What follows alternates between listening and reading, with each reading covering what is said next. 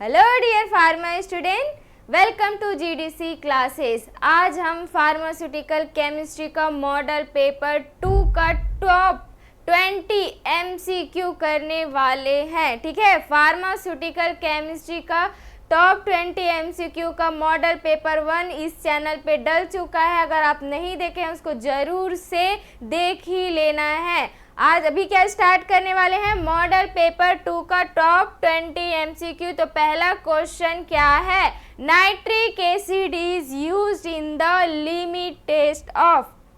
Nitric acid इनमें से किस लिमिट टेस्ट में यूज होगा? क्लोराइड में होगा, आयरन में होगा, आर्सेनिक में होगा या फिर लीड में होगा? इसका सही आंसर होता है क्लोराइड। ठीक है, क्लोराइड में यूज होता है नाइट्रिक एसिड। अब इसका केमिकल रिएक्शन अगर आपको बहुत अच्छे से याद हो गया तो आप क्लोराइड के लिमिट टेस्ट से जितना भी क्वेश्चन आएगा आप उसको बहुत अच्छे से कर सकते हैं।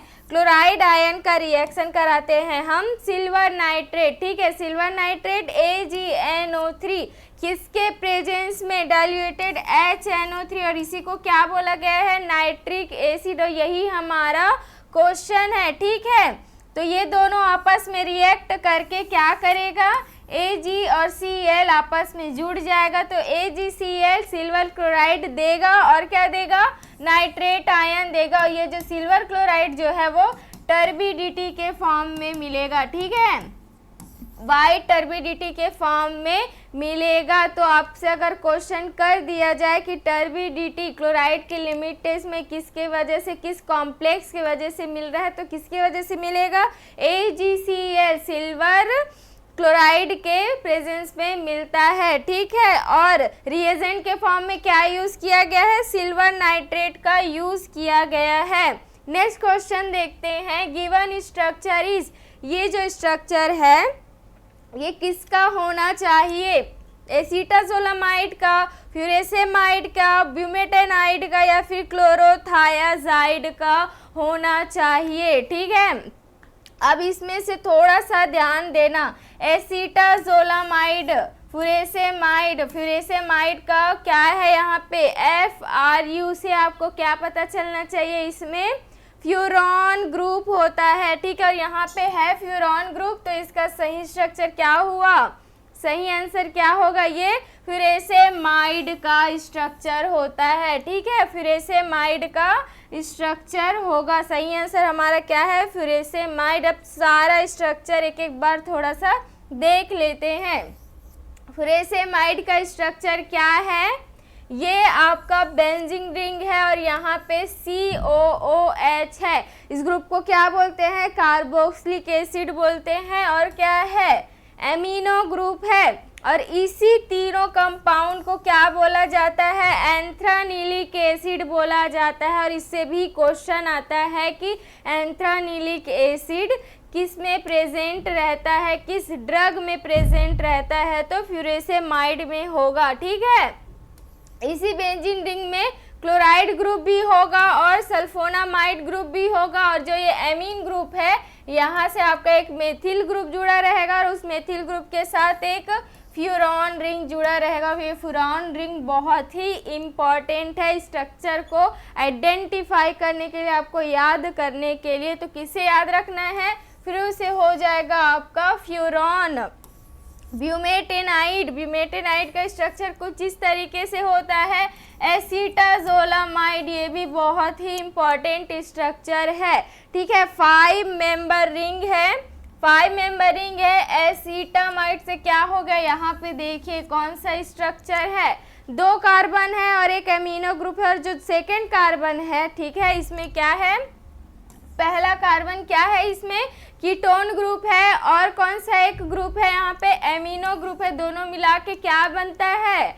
CONH को क्या बोलते हैं? एमाइड बोला जाता है, इसलिए एसीटाजोलामाइड बोला जा रहा है। तो एमाइड को याद रख लेना। ठीक है, 2 कार्बन हो गया यहाँ पे और एक हो गया एमिनो ग्रुप, तो इसीलिए क्या हो गया? एसीटामाइड हो गया इसका नाम। अब एजोल ग्रुप आ गया है, मतलब एजोल ग्रुप किसको बोला जाता है? एजा ग्रुप किसको बोला जाता है? नाइट्रोजन को बोला जाता है। और क्या याद रखना है, इसमें सल्फर ग्रुप रहेगा। 5 मेंबर रिंग है जिसमें 1 पोजीशन पे सल्फर है और है 3rd और 4th पोजीशन पे कौन सा ग्रुप है? नाइट्रोजन ग्रुप है। 5 मेंबर रिंग, 1 पोजीशन पे सल्फर, 3 और 4 पोजीशन पे नाइट्रोजन ग्रुप रहेगा। और एक साइड में 5वें में क्या रहेगा? सल्फोनामाइड जुड़ा रहेगा और 2nd पोजीशन में क्या जुड़ा रहेगा? एसीटामाइड जुड़ा हुआ रहेगा। ठीक है, तो इसलिए एसीटाजोलामाइड का स्ट्रक्चर आपको बहुत ही इजी तरीके से याद रह सकता है। दोनों ही स्ट्रक्चर बहुत ही इम्पॉर्टेंट है। What is titration? टाइट्रेशन किसको कहा जाता है? बहुत ही इम्पॉर्टेंट क्वेश्चन। आपके एनालिसिस में टाइट्रेशन बहुत ही इम्पॉर्टेंट है। ठीक है, टाइट्रेशन किसको बोला जाना चाहिए?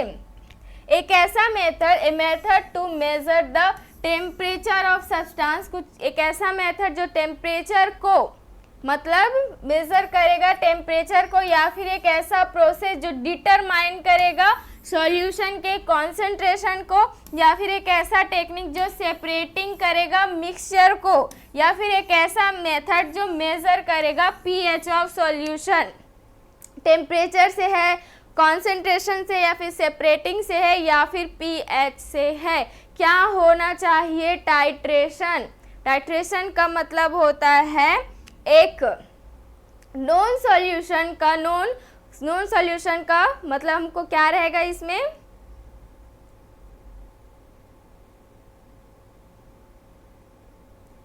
टाइट्रेशन का मतलब क्या होगा? एक नॉन कॉन्सेंट्रेशन सॉल्यूशन, मतलब जिसका कॉन्सेंट्रेशन क्या है हमको पता है, उस वाले सॉल्यूशन का यूज करके हम अननोन सॉल्यूशन का कॉन्सेंट्रेशन निकालते हैं, उसको बोला जाता है टाइट्रेशन। ठीक है, तो टाइट्रेशन किससे रिलेवेंट रहेगा? Concentration of a solution. तो सही आंसर हमारा क्या हो जाएगा? सही आंसर बी हो जाएगा, a process to determine the concentration of solution. ठीक है, अब इसमें टाइट्रेशन का बहुत ही इंपॉर्टेंट चीज होता है दो, टाइट्रेंट और टाइट्रेट।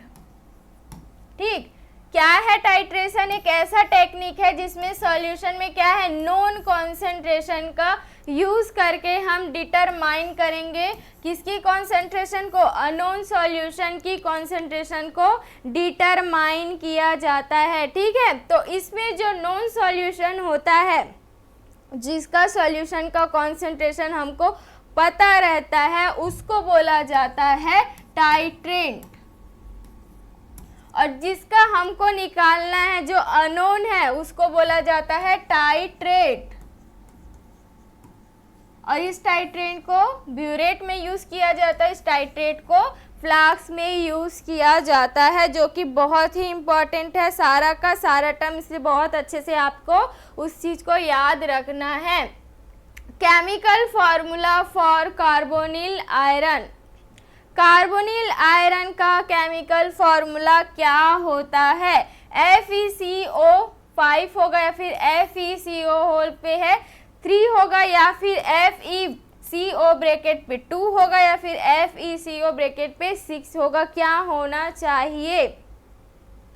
Carbonyl iron. ठीक है, कार्बोनिल से CO हो गया, आयरन से Fe हो गया, लेकिन इसका अमाउंट कितना है? इसका सही आंसर होगा FeCO5 होगा इसका सही आंसर।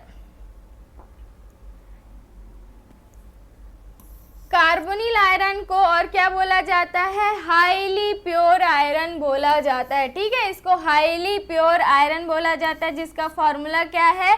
FeCO ब्रैकेट पे 5 हो गया। As a dietary iron supplement के फॉर्म में इसको लिया जाता है, और जहाँ पे आयरन की डेफिशिएंसी से एनीमिया का रोग होता है, ठीक है, एनीमिया डिजीज हो जाएगा, उस कंडीशन पे भी कार्बोनिल आयरन को दिया जाएगा। ठीक, नेक्स्ट क्वेश्चन देखते हैं। नेक्स्ट क्वेश्चन है हमारा सैचुरेटेड कंपाउंड इज। अब सैचुरेटेड कंपाउंड को समझने से पहले हम ये समझ लेते हैं कि कार्बन का वैलेंस 4 होता है तो इस तरीके से लिखाता है। ठीक है, लेकिन अगर हम 2 कार्बन को अगर जोड़ दिए तो भी ये इस तरीके से ही दिखाएगा। इस कार्बन के लिए भी 4 वैलेंस है, इस कार्बन के लिए भी 4 वैलेंस है, लेकिन अगर हम इसी कार्बन को डबल बॉन्ड में कर दे तो इधर का एक एक सिंगल हट गया है। क्यों? क्योंकि यहाँ पे आ गया है और इसमें भी 4 है, इसमें भी 4 ही है, ठीक है। उसके बाद अगर हम ट्रिपल बॉन्ड को लेके आ जाए तो इस कार्बन के लिए भी 4 है और इस कार्बन के लिए भी 4 है, लेकिन क्या है, पहले ये सिंगल बॉन्ड से जुड़ा था, अब ये डबल बॉन्ड से जुड़ गया, अब ये ट्रिपल बॉन्ड से जुड़ गया। तो जो सिंगल बॉन्ड रहता है उसको बोला जाता है सैचुरेटेड। सिंगल वर्ड से याद रख लेना सैचुरेटेड, ठीक है। सिंगल वर्ड के एस से याद रख लेना सैचुरेटेड। और डबल बॉन्ड या फिर ट्रिपल बॉन्ड या फिर मल्टीपल बॉन्ड और अदर जो हमारे एटम्स है उसके अकॉर्डिंग देखा जाए तो मल्टीपल बॉन्ड्स में क्या हो जाता है, अनसैचुरेटेड बोला जाता है, उसको अनसैचुरेटेड बोला जाएगा। तो यहाँ पे देखो contain only carbon, carbon single bond रहेगा या फिर डबल बॉन्ड से जुड़ा रहेगा या फिर ट्रिपल बॉन्ड से या फिर cyclic compound with double bond. तो सैचुरेटेड कंपाउंड क्या होना चाहिए, सैचुरेटेड कंपाउंड आपका ए होगा। क्यों? सैचुरेटेड सिंगल बॉन्ड, ठीक है, single bond saturated S S से याद रखना है आपको।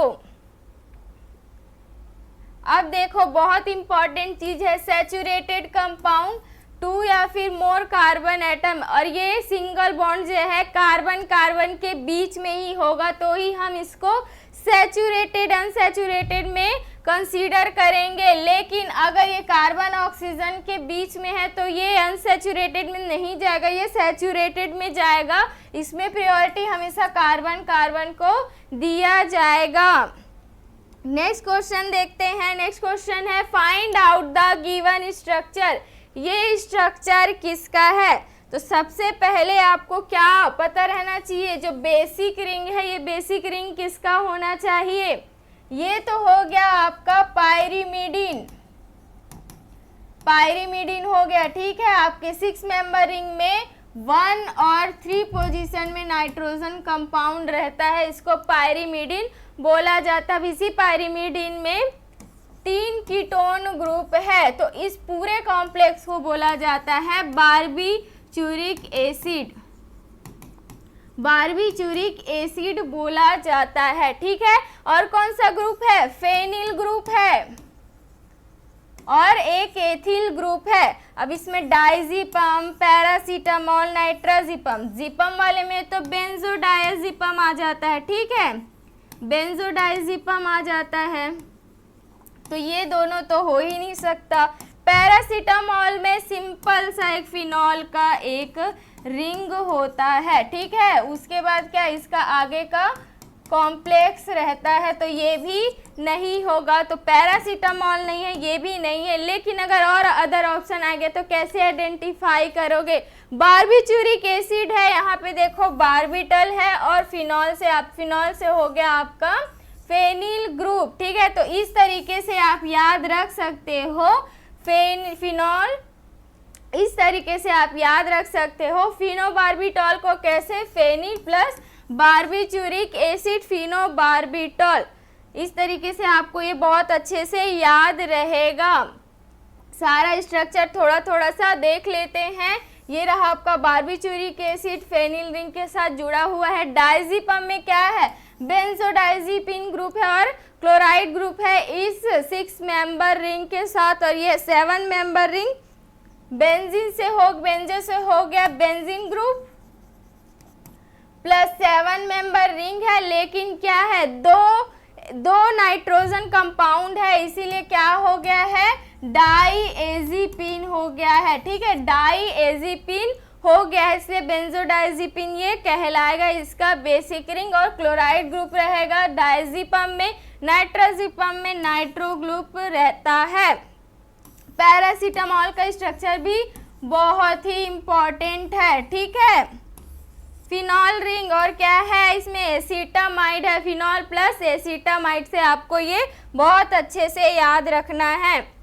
नेक्स्ट क्वेश्चन है which method is use for the limit test for arsenic. किस मेथड का यूज किया जाता है आर्सेनिक के लिमिट टेस्ट के लिए? गडजेट मेथड का यूज किया जाएगा, ओसवाल्ड मेथड का यूज किया जाएगा, अरेनियस मेथड का यूज किया जाएगा या फिर कार्ल फिशर मेथड का यूज किया जाता है? इसका सही आंसर क्या होगा? गडजेट मेथड का यूज किया जाता है आर्सेनिक के लिमिट टेस्ट के लिए। ठीक है, अब आर्सेनिक का लिमिट टेस्ट होता क्या है, इसमें इंपॉर्टेंट क्या है? Arsenic acid, arsenious gas. Arsenic acid जो है आर्सेनियस गैस में कन्वर्ट हो जाएगा स्टेनियस क्लोराइड और पोटेशियम आयोडाइड के प्रेजेंस में। फिर से जो ये आर्सेनियस एसिड है वो H2 के प्रेजेंस पे जिंक और HCl के प्रेजेंस में क्या होगा? आर्सिन गैस में बदल जाएगा। फिर से ये आर्सिन गैस जो है वो मर्क्यूरी क्लोराइड के साथ रिएक्ट करेगा और येलो स्टैंड का एक कॉम्प्लेक्स देगा। ठीक है, और ये सारा प्रोसेस कहाँ पे होगा? गडजेट ऑपरेटर्स में होता है ये सारा process. Which of the following is used to detect the end point of titration. Titration के एंड पॉइंट को डिटेक्ट करने के लिए किस मेथड का यूज किया जाता है?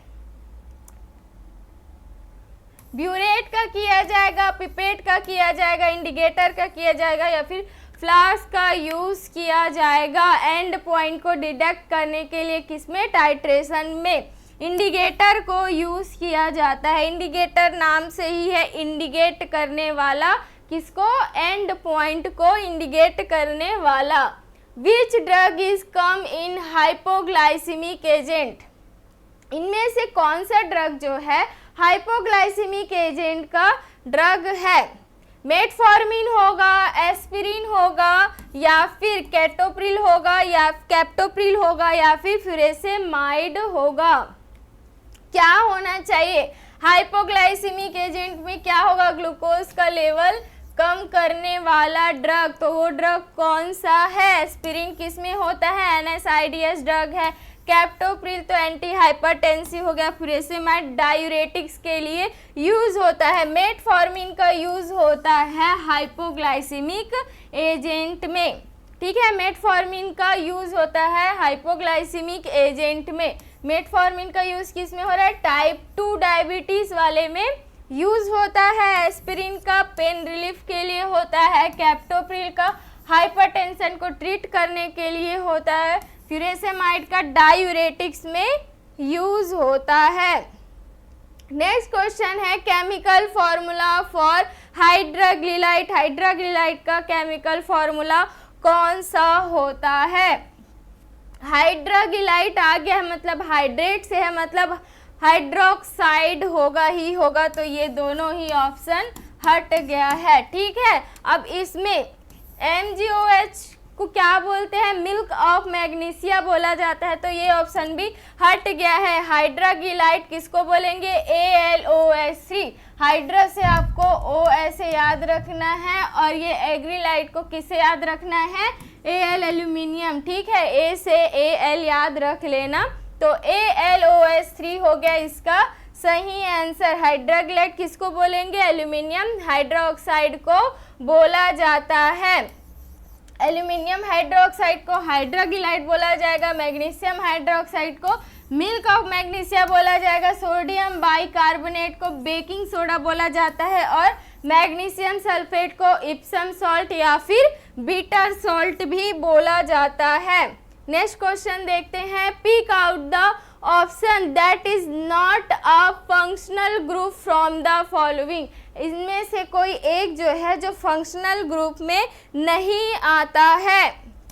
OH, CHO, CH3, COOH कौन सा है? इसको क्या बोला जाता है? अल्कोहल। इसको क्या बोला जाता है? एल्डिहाइड। इसको क्या बोला जाता है? मेथिल। और इसको क्या बोला जाता है? Carboxylic acid. तो इसमें सही आंसर क्या होगा? मेथिल को कभी भी फंक्शनल ग्रुप में नहीं लिया जाता है। ये एक पेरेंट चेन के फॉर्म में काम आता है। ठीक है, ये हमेशा पेरेंट चेन के फॉर्म में काम आता है, तो मेथिल हो गया इसका सही आंसर। अब फंक्शनल ग्रुप होता क्या है, CH3 में OH कर दें, CH3 में CHO कर दें, CH3 में COOH कर दें। अब देखो इसमें CH3 सभी में है, लेकिन OH हो गया तो अल्कोहल का प्रॉपर्टी हो गया, CH हो गया तो एल्डिहाइड की प्रॉपर्टी हो गई, और COOH हो गया तो किसकी प्रॉपर्टी दिखाएगा, कार्बोक्सिलिक एसिड का प्रॉपर्टी दिखाएगा। तो ये इम्पोर्टेंट में क्या है, ये इसका फंक्शनल ग्रुप, ये क्या दिखाता है, केमिकल प्रॉपर्टी शो करता है, उसके लिए बहुत ही इम्पोर्टेंट रहता है। चलो नेक्स्ट क्वेश्चन देखते हैं। Which of the following drug is not a benzodiazepine, इनमें से कौन सा ड्रग जो है बेंजोडाइजिपिम क्लास का नहीं होगा, डाइजिपम, अल्प्राजोलम, नाइट्राजिपम और फिनोबार्बिटॉल। बेंजोडाइजिपिन की बात चल रहा है, ठीक है, तो क्या होगा सभी में, इसमें देखिए सिमिलर वर्ड ही है, डाइजिपम, अल्प्राजोलम, नाइट्राजिपम, ये तीनों के तीनों किस में चला जाता है, बेंजोडाइजिपम के क्लास, बेंजोडाइजिपिन के क्लास में चला जाता है। फिनोबार्बिटॉल, बार्बिटॉल, बार्बिचूरिक एसिड, बार्बिचूरिक एसिड के क्लास में आता है कौन, फिनोबार्बिटॉल। इनमें से तो कौन सा सही आंसर होगा, फिनोबार्बिटॉल जो है वो बेंजोडाइजिपिन के क्लास में नहीं आएगा। इसमें इंपॉर्टेंट को देख लेते हैं। बार्बिचूरेट में हो गया फिनोबार्बिटॉल, हो गया मीफोबार्बिटॉल, हो गया बार्बिटॉल, हो गया तो बार्बिटोन आता है, बार्बिटॉल आता है। इसके लास्ट वर्ड में बेंजोडाइजिपिन में क्या हो जाता है, डाइजिपम, फ्लोराजिपम, नाइट्राजिपम, अल्प्राजोलम, एम बोलो या फिर PAM बोलो, इसमें भी एंडिंग में कुछ इस तरीके से आता है similar words. The purple colour in the iron limit test is due to the formation of which complex, iron के लिमिट टेस्ट में पर्पल कलर किस कॉम्प्लेक्स के वजह से होता है, ferrous sulphate, glycolate, ferrous thioglycolate, glycolic acid के वजह से।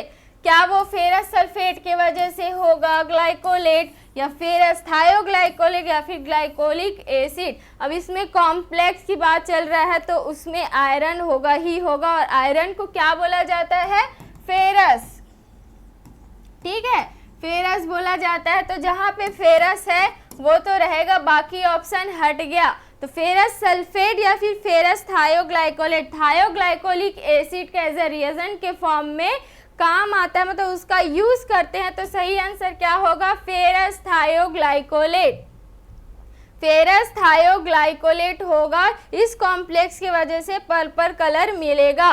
फेरिक आयन जो है थायोग्लाइकोलिक एसिड के साथ रिएक्ट करके फेरस आयन में कन्वर्ट होगा, और फिर से जो ये फेरस आयन है फिर से थायोग्लाइकोलिक एसिड के साथ रिएक्ट करेगा, किसके प्रेजेंस में, सिट्रिक एसिड और अमोनिकल सॉल्यूशन के प्रेजेंस में। क्या देगा ये, फेरस थायोग्लाइकोलेट देगा, पिंक रेडियस पर्पल कलर का एक कॉम्प्लेक्स देगा।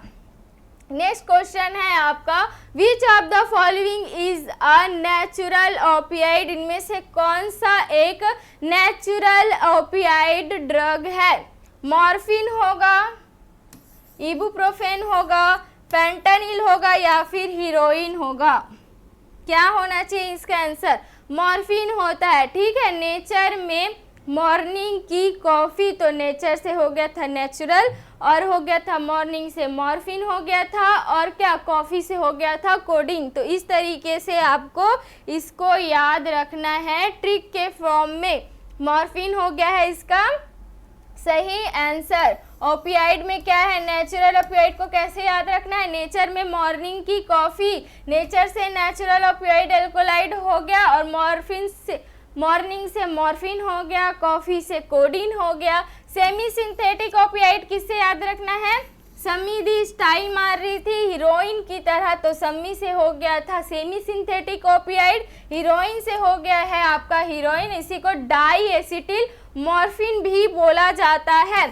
सिंथेटिक ओपियाइड को कैसे याद रखना है, सनी का पेट, फैंटा मीठा तला भुना डिश खाने से निकला है, तो सनी से हो गया था सिंथेटिक, पेट से हो गया था पेथिडिन, फेंटा से हो गया है फेंटेनिल, मीठा से हो गया है मेथाडोन, और तला भुना से हो गया है ट्रेमाडोल, और डिस से हो गया था डेक्स्ट्रोप्रोपोक्सीफिन। ठीक है, लास्ट जो प्योर ओपियाइड एंटागोनिस्ट है वो पूरे आलू का आंटी ने नाश्ते में फिंगर चिप्स बना दी। ठीक है, इस ट्रिक से आपको याद रखना है। नेक्स्ट क्वेश्चन है, what colour change indicates the end point of a titration using phenolphthalein. लेकिन इसमें कंडीशन है। पहले क्वेश्चन क्या बोला जा रहा है, अगर हम फिनोल्फथेलिन का एज ए इंडिकेटर के फॉर्म में यूज कर रहे हैं तो उसका एंड पॉइंट में कलर कैसे चेंज होगा। कंडीशन है एसिड टू बेस। ठीक है, तो इस कंडीशन पे फिनोल्फथेलिन का कलर क्या होना चाहिए, blue to yellow, red to yellow, yellow to blue, या फिर कलरलेस टू पिंक। इसका सही आंसर क्या होगा, कलरलेस टू पिंक इसका सही आंसर रहता है। थाइमोल ब्लू में होता है blue to yellow, bromophenol blue में होता है येलो टू ब्लू होता है, मेथिल ऑरेंज में होता है रेड टू येलो, और क्या है फिनोल्फथेलिन कलरलेस टू पिंक, और क्या है एसिड और बेसिक मीडियम की बात चल रही है उस कंडीशन पे। अगर बेसिक का पहला पूछा जाए फिर एसिड का तो जस्ट इसके अपोजिट हो जाएगा, पहले येलो टू ब्लू आपको बोलना पड़ेगा। ठीक है, तो इस तरीके से भी क्वेश्चन आ सकता है, आपको बहुत अच्छे से केयरफुली होके उस क्वेश्चन को पढ़ना है। Spirit of salt is the synonyms of, spirit of salt किसको बोला जाता है, हाइड्रोक्लोरिक एसिड को बोला जाएगा, या फिर फेरस सल्फेट को बोला जाएगा, या फिर मैग्नीशियम सल्फेट को, या फिर पोटेशियम परमैंगनेट को बोला जाएगा। स्पिरिट ऑफ सॉल्ट, सॉल्ट की बात चल रहा है तो सॉल्ट में हमेशा क्लोराइड आता ही है ना। तो यहाँ पे कहाँ है, यहाँ पे भी नहीं, यहाँ पे भी नहीं, क्या हो गया हाइड्रोक्लोरिक एसिड आएगा इसका सही आंसर। HCl को हाइड्रोक्लोरिक एसिड बोलते हैं और इसी को ही स्पिरिट ऑफ सॉल्ट भी बोलते हैं। FeSO4.7H2O7H2O को भी बहुत अच्छे से याद रखना है। इसको फेरस सल्फेट का फॉर्मूला, इसी को ग्रीन विट्रियोल भी बोला जाता है। MgSO4 को मैग्नीशियम सल्फेट जिसको इप्सम सॉल्ट बोला जाता है। KMnO4 पोटेशियम परमैंगनेट, इसी को परमैंगनेट ऑफ पोटास भी बोला जाता है। General formula for alkene is, alkene का जनरल फार्मूला इनमें से कौन सा होना चाहिए, CnH2n+2 होगा, CnH2n होगा, या फिर CnH2n-2 होगा, या फिर CnH2n-1 होना चाहिए। Alkene, alkene, alkyne, ANEENEYNE, single bond, double bond, triple bond की बात चल रहा है। ठीक है, यहाँ पे आप अगर इस तरीके से लिए तो क्या हुआ, यहाँ पे क्या है आपस में सिंगल बॉन्ड से जुड़ा हुआ है।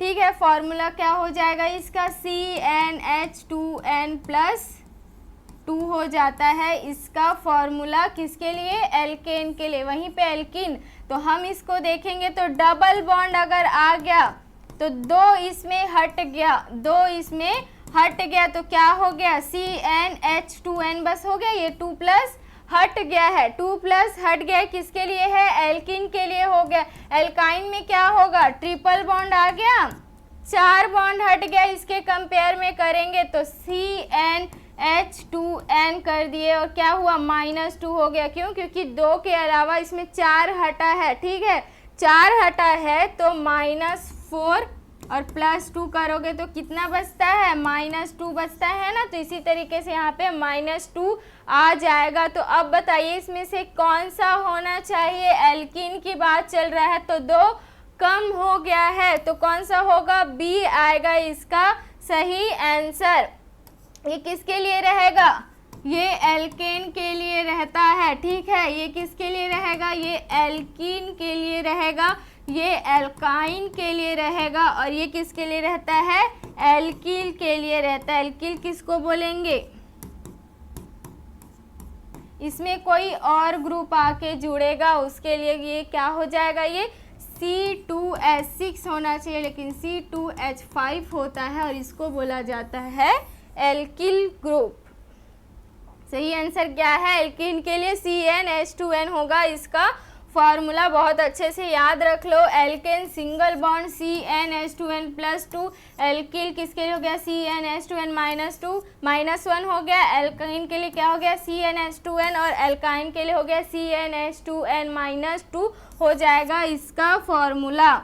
नेक्स्ट क्वेश्चन है ANS is part of, ANS किसका पार्ट है, ANS का फुल फॉर्म क्या होगा, ऑटोनॉमिक नर्वस सिस्टम। ठीक है, ऑटोनॉमिक नर्वस सिस्टम जो है वो इनमें से किस पार्ट में आता है, सेंट्रल नर्वस सिस्टम CNS का पार्ट होगा, पेरीफेरल नर्वस सिस्टम PNS का पार्ट होगा, या फिर ब्रेन सिस्टम या फिर स्पाइनल कॉर्ड सिस्टम में आना चाहिए।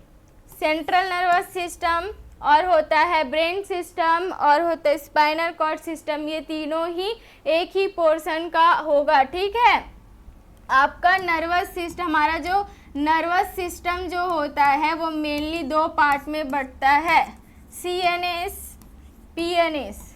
PNS जो है ANS और SNS में बंटता है। ठीक है, यहाँ पे ये CNS जो है वो ब्रेन और स्पाइनल कॉर्ड में बट जाता है। ठीक है, तो इसमें क्वेश्चन क्या था, ANS किसका पार्ट होगा, ANS PNS का पार्ट होगा, पेरीफेरल नर्वस सिस्टम का पार्ट होता है। Nervous system, central nervous system, peripheral nervous system. ठीक है, सेंट्रल नर्वस सिस्टम ब्रेन और स्पाइनल कॉर्ड में बट गया है। ठीक है, और इसमें पेरीफेरल नर्वस सिस्टम, इसमें सेंट्रल नर्वस सिस्टम में देखेंगे तो ऊपर का सेंटर से स्पाइनल कॉर्ड तक का, ब्रेन से लेके स्पाइनल कॉर्ड टाइप यहाँ तक का इसका पोर्शन होगा CNS का, और यहीं पे इसके बाद का और जो पोर्शन होता है ये PNS का पार्ट रहता है। और इसी PNS में ऑटोनॉमिक नर्वस सिस्टम जो ऑटोमेटिकली वर्क करेगा, जैसे कि आपका हार्ट रेट आपकी मर्जी से नहीं चलेगा, वो ऑटोमेटिकली चलता है। सोमैटिक नर्वस सिस्टम में क्या रहेगा, ये हमारी मर्जी से चलता है। किसी जगह पे अगर हम गरम तवे पे हाथ रख दिए, हमको जलन हुआ, हम हटा लिए, ये हमारे मर्जी से हो रहा है, तो ये किस में आ जाएगा, सोमैटिक नर्वस सिस्टम में आ जाएगा। Which reagent is use for the limit test of lead, lead के लिमिट टेस्ट के लिए, लेड के लिमिट टेस्ट के लिए किस रिएजेंट का यूज होता है, एसिटिक एसिड, डिथायोजोन, फिनॉल रेड और थायोग्लाइकोलिक एसिड। तो क्या होगा इसमें, डिथायोजोन का यूज होता है। ठीक है, डिथायोजोन का यूज होता है एज अ रिएजेंट में। लेड हो गया, डिथायोजोन के साथ रिएक्ट करेगा और इसी डिथायोजोन को बोला जाता है डाइफेनिल थायोकार्बाजोन भी बोला जाता है, अल्कलाइन मीडियम में होगा। ठीक है, क्या बनाएगा, लीड डिथायोजोनेट बनाएगा और क्या कलर देगा, रेड कलर का एक ये कॉम्प्लेक्स रेड कलर देगा। Identify the given structure name, इस स्ट्रक्चर का नाम क्या होना चाहिए। एक बेंजीन रिंग है, उसी के साथ एक एसिटॉक्सी ग्रुप जुड़ा है और एक कार्बोक्सिलिक ग्रुप जुड़ा है। एस्प्रिन होगा, डाइक्लोफिनेक होगा, इबुप्रोफेन होगा, पैरासीटामॉल होगा। पैरासीटामॉल का स्ट्रक्चर क्या था, फिनॉल ग्रुप था और एसिटामाइड ग्रुप था, तो ये तो है नहीं। इबुप्रोफेन में क्या हो जाता है, ब्यूटेन ग्रुप रहता है, प्रोपिल ग्रुप रहता है, इसमें भी नहीं है। डाइक्लोफिनेक में क्लोराइड ग्रुप होता है, इसमें भी क्लोराइड ग्रुप नहीं है। एस्प्रिन आएगा, ठीक है, एस्प्रिन सही आंसर होगा इसका। बहुत ही अच्छे से स्ट्रक्चर को याद रख लेना। बेंजीन रिंग रहेगा, इसी बेंजीन रिंग में एक कार्बोक्सी ग्रुप रहेगा और एक एसिटॉक्सी ग्रुप रहेगा, इसलिए नाम क्या हो जाता है, 2 एसिटॉक्सी, और इस पूरे कंपाउंड को बोला जाता है बेंजोइक एसिड। ठीक है, पैरासीटामॉल फिनॉल ग्रुप रहेगा और कौन सा रहेगा, एसिटामाइड ग्रुप रहेगा, तो 4 हाइड्रोक्सीफेनिल एसिटामाइड बोला जाता है। इबुप्रोफेन बेंजीन रिंग है, यहाँ पे आपका ब्यूटेन ग्रुप हो गया, यहाँ पे आपका कौन सा है प्रोपेनोइक एसिड हो जाता है। ठीक है, प्रोपेनोइक एसिड 1 2 3 कार्बन है लेकिन कार्बोक्सिलिक एसिड ग्रुप है इसलिए प्रोपेनोइक एसिड हो गया। डाइक्लोफिनेक में क्या होगा, एक बेंजीन रिंग है, 2 क्लोराइड ग्रुप रहता है। सबसे इम्पॉर्टेंट इसमें ये स्ट्रक्चर है एस्प्रिन का और पैरासीटामोल का, जिसको आपको बहुत ही अच्छे से याद रख लेना है। हर फार्मा कॉम्पिटिटिव एग्ज़ाम में एस्प्रिन पैरासीटामोल बहुत इम्पॉर्टेंट होता है, उसका स्ट्रक्चर, उसका आईपीएससी नेम।